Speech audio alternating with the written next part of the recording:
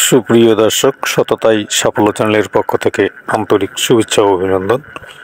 দর্শকবৃন্দ, আপনারা দেখতে পাচ্ছেন তো আমি এর আগে যে ভিডিওটা দেখাইছিলাম, তো গরুটা দিনের বেলায় পড়ে গেছিলো।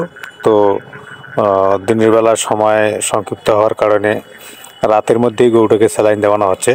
তো আপনারা দেখতে পাচ্ছেন যে আমরা কীভাবে গরুটাকে স্যালাইন ক্যালসিয়াম করতেছি। দর্শক, আসলে এই ধরনের গরুকে যদি স্যালাইন ক্যালসিয়াম করানো না যায় তো গরু কিন্তু অটোমেটিক ডেড হওয়ার সম্ভাবনা বেশি থাকে। কখন যে হার্ট অ্যাটাক হয়ে শেষ হয়ে যাবে তার কোনো কিন্তু নিশ্চয়তা পাওয়া যাবে না। দর্শক বিন্দু, আসলে আমরা অসতর্কতার কারণে যে বিপদে পড়তে হয়, যদি আমরা আগ থেকে যদি গরুগুলোকে ঠিক ক্যালসিয়াম জিঙ্ক ঠিকমতো দেওয়া হতো বা দিতাম, তো এই ধরনের সমস্যা হতো না। দর্শকবিন্দু, আসলে আমরা কিন্তু অনেক সময় অনেক কিছু ভুল করে থাকি। দর্শক দেখেন, আজকে এই যে গরুটার দাম বর্তমান বাজারে বলা চলে 60 থেকে 70 হাজার টাকা দাম। আর আপনার একটা স্যালাইন ক্যালসিয়াম করাতে গেলে মোটামুটি 1000-1200 টাকার মতো লাগে। তো দর্শক, আজকে এই 1000-1200, 1500-2000 টাকার পাশে লক্ষ্য করে আমরা কিন্তু অনেক সময় 60-70 হাজার, 1 লাখ 2 লাখ টাকা হারিয়ে ফেলি। তো হারা ফেলার পিছনে যে কারণটা আমাদের যে অসতর্কতা, তো আমরা আসলে বুঝতে পারি না যে অনেকেই বুঝতে পারি না যে কখন গরুকে ক্যালসিয়াম জিঙ্ক দেওয়া উচিত বা দিতে হবে।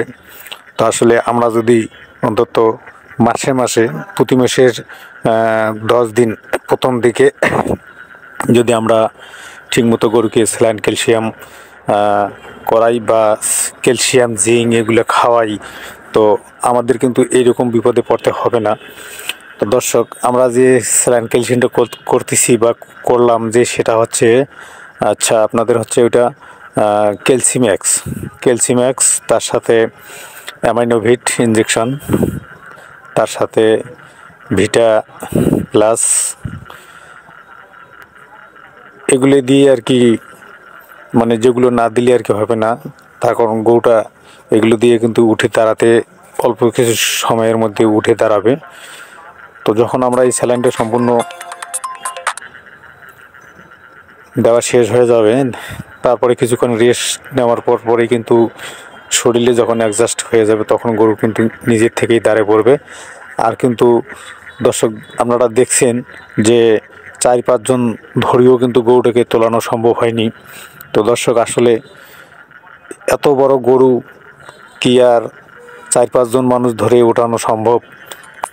দর্শক, আসলে আমরা না বোঝার কারণে ভুল করে থাকি।